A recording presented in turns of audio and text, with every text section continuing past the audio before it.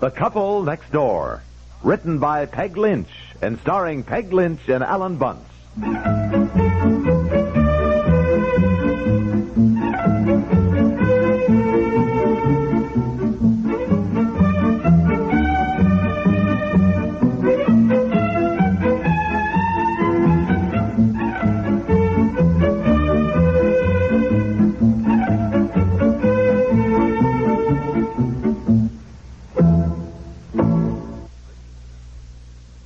Ladies and gentlemen, Mrs. Franklin D. Roosevelt.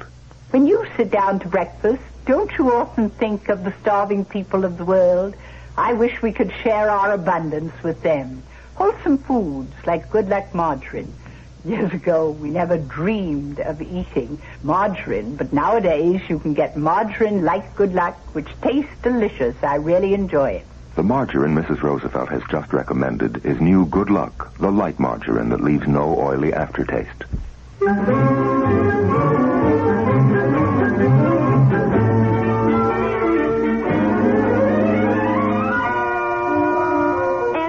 I brought in the mail 2 letters for you. Oh, nice. I think one's from Aunt Martha, and I don't know who the other one is from. Here. Oh, just set them down, dear. My hands are wet. I've been peeling potatoes. Who'd you get a letter from? Mother. Oh, what did she have to say? Well, I don't know. Let's see.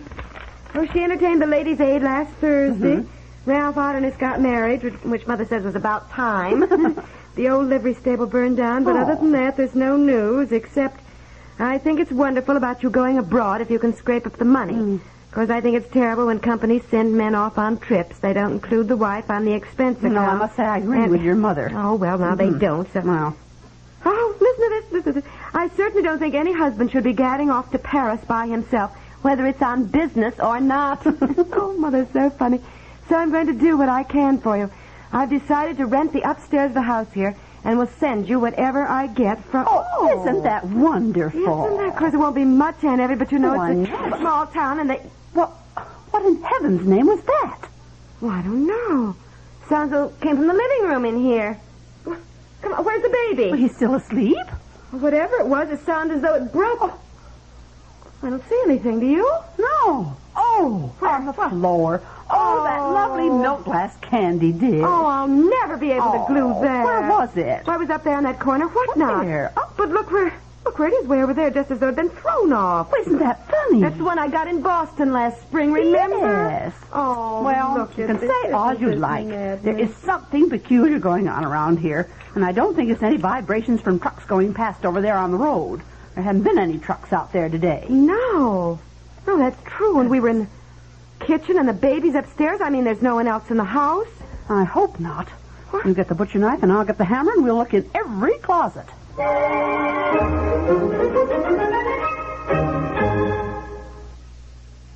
To know an item's true dimensions, it must be viewed from different angles. This applies to happenings in the day's news as well. Edward R. Murrow and Lowell Thomas view the news each in his own way, painting a well-rounded picture of the day's events. In today's crisis-ridden age, Mr. Murrow's penetrating commentary, as it has for many years, continues to give America a view in depth of world happenings. Drawing upon his many years of experience as a newsman, he's able to examine news stories in the light of related happenings. Lowell Thomas, a veteran of 30 years of news broadcasting, has come to know thousands of people and places on his globe-circling expeditions, a fact which enables him to add personal sidelights and high human interest to the day's happenings, giving them added color, form, and meaning. View the news through the perspectives, the eyes, the experience of Edward R. Murrow and Lowell Thomas, each Monday through Friday night, over most of these same CBS radio stations.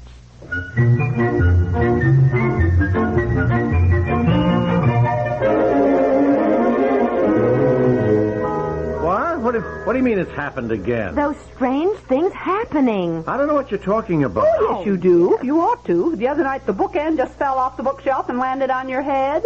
Oh, that. Well, We yes. figured out those were vibrations from trucks rumbling past there on the road. Well, there were no trucks today. No. Oh, look, let's not start all that again. No, look, I got something else on my mind. Listen, I Look here, the baby was asleep. Aunt Effie and I were in the kitchen. We heard this crash of something breaking.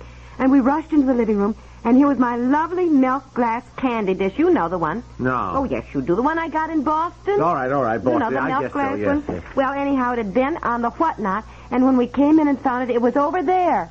We measured a good 8 feet away from the whatnot. If it had just fallen off, it would have landed right there. Right there, dear. You know? And this was just as though it had been sort of swept off, you know? Oh, Landed honey, right listen, over there. We thought maybe somebody else was in the house, you know. So she got the butcher knife, and I got the hammer, and we went through the whole house, looked in every closet, under the bed. Yeah. Butcher knife? Yes, and we Why looked did in you every... do a thing like that? Doesn't it occur to you that if there were a prowler and you surprised him standing there with a butcher knife in your hand, you'd be just giving him a wonderful weapon? I wouldn't give it to him, for heaven's sake. No, dear, you wouldn't, but he'd take it away from you, being stronger than you are. I feel safer with a butcher knife. Oh, well, I do. women, honestly. Anyhow, we didn't find anybody. Of course not.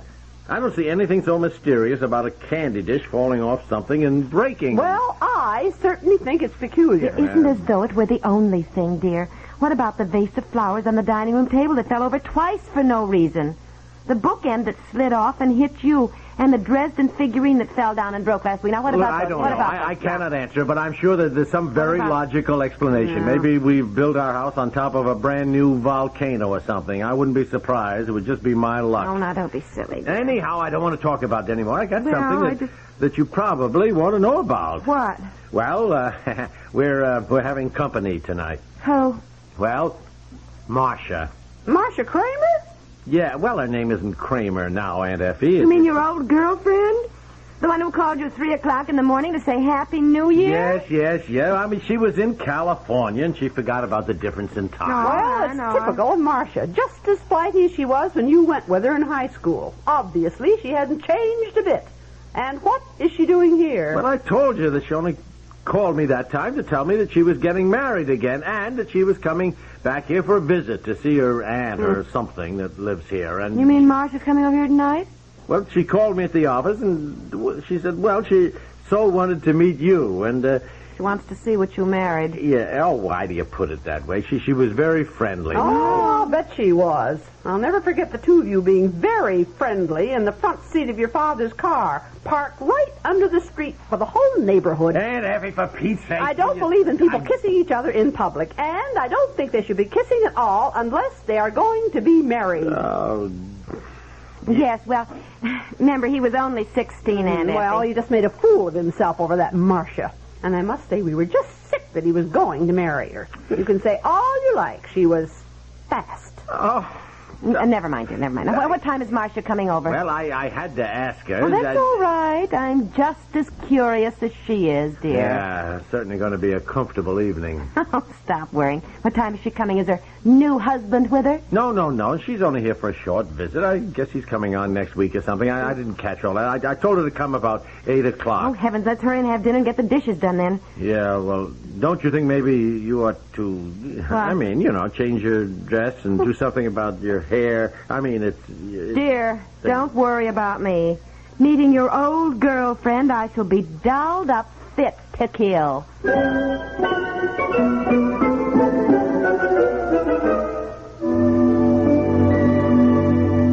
Well, 9:30 and no Marsha. Just as irresponsible as she always was.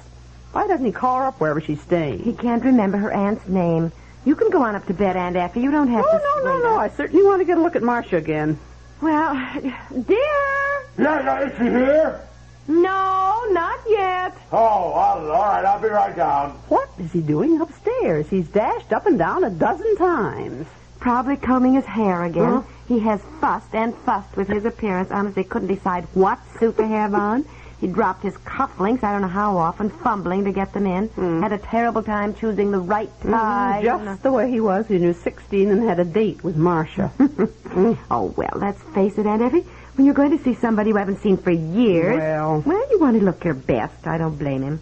He doesn't want Marsha to look at him and think, my, how he's aged. oh, that's what he was doing with the brown shoe polish. What?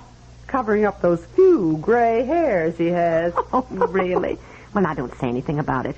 After all, I think you said Marsha looked sort of like Marilyn Monroe. Yes, she did. The silliest thing. Giggled all the time. I never could see what the boys saw in her. Uh-huh. Maybe she was a good dancer. Oh, Well, what did you do? Change your suit? Well, I just thought a sports jacket looked better, more casual. Uh-huh. Well, maybe it does, dear. Uh-huh. 9:30. Hope she hasn't stood you up, honey. No, this is silly. No, I mean, she just asked if we were doing anything tonight, and I said no, we weren't doing anything. No. Why didn't she drop over? I mean, it's nothing to make a fuss over. No. I mean, Aunt Effie, you don't have to stay up. I wouldn't miss this for the world. Well, shall we play some Scrabble? No, I don't. I don't feel like it, do you? No. Well, but, just... Funny, isn't it, when you're waiting for something or somebody, you never put your mind to doing anything but waiting, No. You just sit around and waste time doing nothing. Look, Marsha might not even come over tonight. Oh, she'll be here. If I remember Marsha, and I do.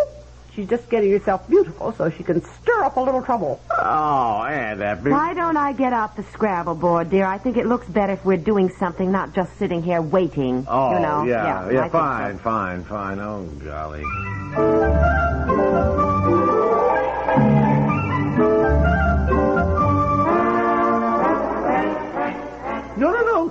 No, now stop apologizing. No, now it's quite all right. Yeah, it's quite all right, he says, and here it is midnight. And then she calls to say she's not coming. Well, I hope she has a good Yes. excuse. Oh, I'm sure she does. She was good at that. No, Marsha, of course. Oh, no, she's not mad at all. No, my wife's not like that. Well, hold on. Honey. Yes? Crazy. I mean, Marsha fell asleep after dinner and her aunt didn't wake her up, and she's terribly sorry. Marsha stood him up like that when he was 16, and he'd just take it. And we used to get so mad at him. Aunt Effie, will you please? She is on the phone. Look, honey, Marsha wants to know if we're busy tomorrow. I would tell Marsha to go jump in the lake. I'm not... Look, I'll tell her we're busy, and at this point, I don't give two hoops whether I see her or not. Well, I do. I am even more curious. And I don't know what you mean your wife's not like that. 4 hours we've been waiting. Give me the phone. Give me the phone. No, give it here. What are you going to say? Honey. Hello? Oh. Hello, Marsha. Oh, golly. Yes. Well, I'm so anxious to meet you, too. Well, I hope you're free tomorrow because I said, my goodness, we must give a little party for you. Oh, no, dear. Oh, no. Just a few of our friends I know would love to meet you, Marsha. Oh, golly. Yes, get away. Get away. I can't. Yes, well, Marsha, I am. I know. Why would she do that? Because she wants to meet Marsha. Well, and since Marsha loves parties, she knows she'll show up. Well, you know how Marsha is. She'll flirt with all the men. They'll make a fuss over her, and all their wives will be furious, and there's bound to be trouble, I'm telling you. 6:30, Marsha, and we are all dying to meet you. Well, I am going to invite myself to stick around tomorrow night. I wouldn't miss this party for anything. Oh, golly, I think I'd better.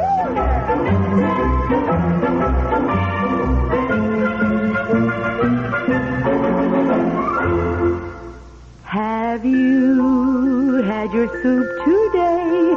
Campbell's, of course. Campbell's, of course. Once a day, every day, you should have a bowl of Campbell's soup. Have some Campbell's right now. Today, treat yourself and your whole family to warming, heartening bowls of Campbell's tomato soup. It's so nourishing good. A real bowl full of get up and go. Children love it. Campbell's. Good tomato soup.